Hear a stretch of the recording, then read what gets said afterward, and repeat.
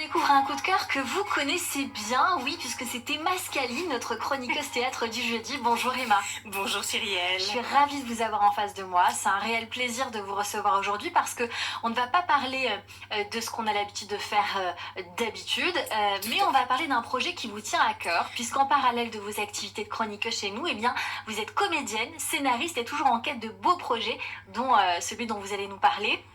Alors, dans quelques jours, vous organisez plusieurs événements, notamment avec Laurence Cohen, qui est directrice de la compagnie à Bulle, vous allez nous en parler. Oui. C'est pour le centenaire de la mort de Sarah Bernhardt, à qui je crois que vous portez une admiration particulière. On peut dire ça, en effet. Je voue une admiration incroyable à Sarah parce que c'est un être de résilience et qui a un courage absolument dingue. Et je pense que vous l'aimeriez beaucoup, Noémie. Alors, ce sont les 100 ans de sa mort. C'est les 100 ans de sa mort, mais avant d'en arriver là, qui était-elle? Alors, c'était d'abord la première star internationale, la première star interplanétaire, on peut presque dire ça. C'est elle qui a inventé le Star System, c'est elle qui a inventé la publicité, la réclame, le fait de donner son image, mais c'était aussi une femme incroyable. Elle a créé la première ambulance à l'Odéon au moment de la guerre de 70 pour accueillir en fait des soldats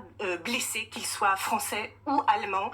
Et puis évidemment, elle a eu un lien très particulier avec Zola, dont on parlait tout à l'heure, qu'elle a rencontré parce qu'elle devait monter une pièce de Zola à la Comédie Française, mais elle avait un tel caractère insupportable qu'elle a claqué la porte et donc la pièce ne s'est pas montée, sauf que Zola est venu la voir en fait lorsqu'elle était sculpteur et il a défendu son travail de sculpteur parce qu'elle faisait plein de trucs. C'est ça. Elle était sculpteur, peintre, actrice, auteur, enfin, etc. Et il est venu défendre son travail parce que Rodin trouvait que ça n'allait pas du tout. Et surtout, c'est elle qui est allée le voir pour, entre autres, lui demander d'intervenir dans le cadre de l'affaire Dreyfus. C'est ça, donc elle va être assez engagée, elle va revendiquer même ses origines juives à elle, elle soutient Louise Michel contre la peine de mort, Marguerite Durand dans la création de son premier journal féminin. Absolument. Ainsi que dans le cadre de sa première candidature en politique à une époque où les femmes n'avaient vraiment pas le droit de vote. C'était une immense aussi ambassadrice de la culture française.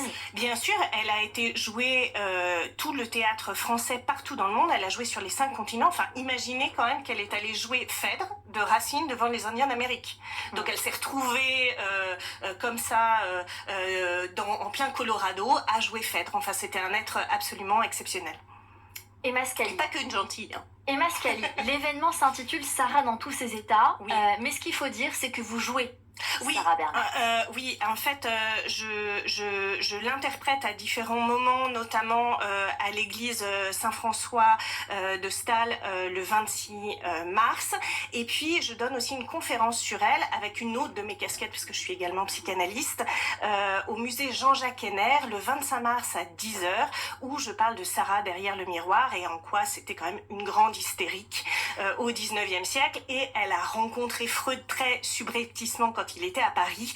Et alors, c'est pas au contact de Sarah, bien sûr, qu'il a eu l'idée de l'émergence de l'inconscient, mais c'est grâce aux hystériques quand même. Donc, un petit peu grâce à Sarah, je pense. Il va y avoir plusieurs événements du 22 au 26 mars. Tout à fait. Les moments où vous y serez, vous, en tout cas, en représentation, quelle qu'elle soit. Alors, moi, j'y suis le 22 mars, lorsqu'on organise un grand bal sous le marrainage, en fait, de Zabou Bretman, à la mairie du 9e, à 19h. En fait, il y a un grand bal costumé qui est organisé. Génial, et les enfants peuvent venir, mais venez parce qu'en fait, c'est un bal où Carnet de bal, en fait, nous apprend à danser le quadrille, etc., etc. Donc, en fait, tous les gens qui sont là ne savent absolument pas danser ces danses et on va apprendre à les danser ensemble. Et là, évidemment, j'ai dit un texte notamment sur sa rencontre avec Henri Deligne, qui était le père de son fils. Une rencontre incroyable, romanesque, romantique, etc., etc. Donc, des dates à retenir. Paris, 22 au 26 mars, Belle-Île-en-Mer, 30 avril et 8 mai. C'est le théâtre de la ville et son directeur Emmanuel Demarcy-Mota, ainsi que d'autres personnes qui soutiennent cette action.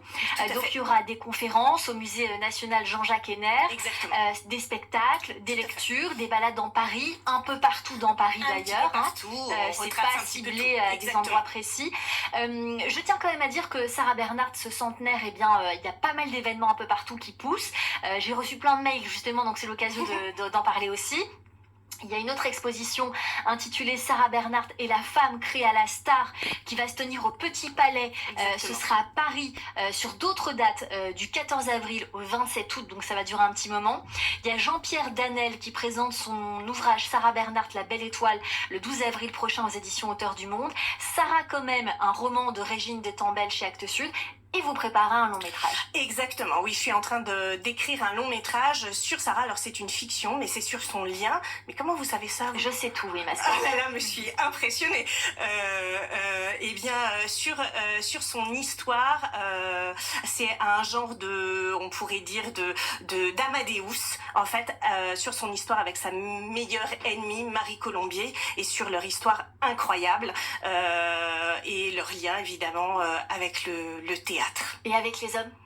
Et avec les hommes, bien évidemment, sûr, puisque je parle d'Henri Deligne, en fait. Mais il faut venir le 22 mars, et comme ça, vous saurez tout sur cette histoire incroyable et son histoire d'amour. C'est ce que j'allais vous dire pour tous les auditeurs qui nous entendent et qui veulent venir vous voir, parce que là, vous nous avez vendu du rêve.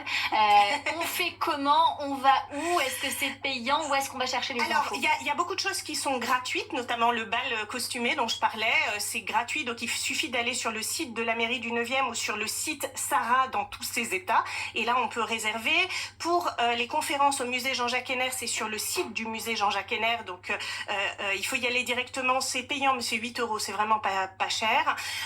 Et puis pour les autres événements, tout est centralisé sur le site Sarah dans tous ses états, qui est géré par Laurence Cohen, puisque c'est elle qui est à l'origine aussi de ces événements, et un grand bravo à elle parce qu'elle a fait un travail extraordinaire pour réunir tout ce monde. Merci beaucoup Emma Scali. Merci à vous. Merci, on se dit à jeudi. Merci beaucoup d'avoir été notre coup de cœur du jour sur Radio J. Et puis pour ceux qui nous entendent, les auditeurs, si vous aussi vous voulez nous faire découvrir votre musique, votre univers ou même votre projet, puisque vous voyez bien qu'on ne fait pas que de la musique, vous pouvez bien sûr nous écrire sur le site de Radio J ou sur notre Instagram.